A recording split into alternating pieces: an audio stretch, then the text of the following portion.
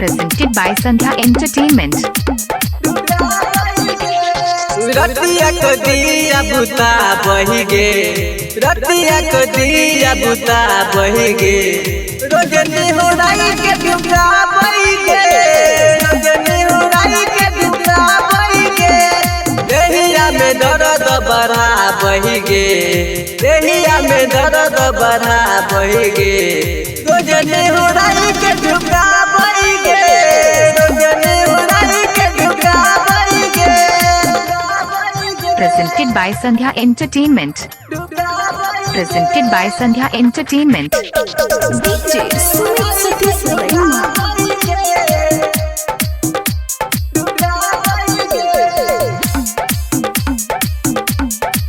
अभी सुन रही है संध्या एंटरटेनमेंट की शानदार प्रस्तुति। नैहर के यादवा मिलल मौका सही करदा उड़ा बही गे, कहियो सखी घर के बतिया रोजही किली लगा बही गे सखी किली लगा बही गे।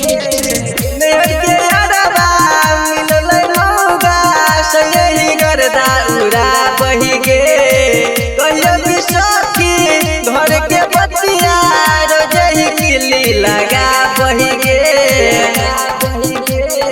माइनस में पॉल सटा बही गे, माइनस में पॉल सटा बही गे, रोजनी उड़ाई के ढुका बही गे, रोजनी उड़ाई के ढुका बही गे, देहिया में दर्द बढ़ा बही गे, रोजनी उड़ाई के ढुका बही गे, रोजनी उड़ाई के ढुका बही गे।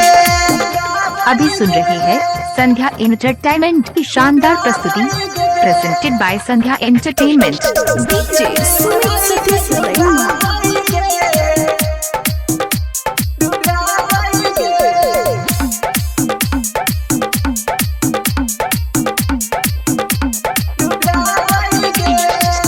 रोज पी के अब तारी लगत बड़का मवाली गे, राइट सुजित मुकेश मधुबनिया नारी के छोई कोई लगे के सखी के छोई कोई लगे, रोज पी के अब तारी लगत बड़का मवाली गे, राइट सुजित मुकेश मधुबनिया छोई कोई लगे,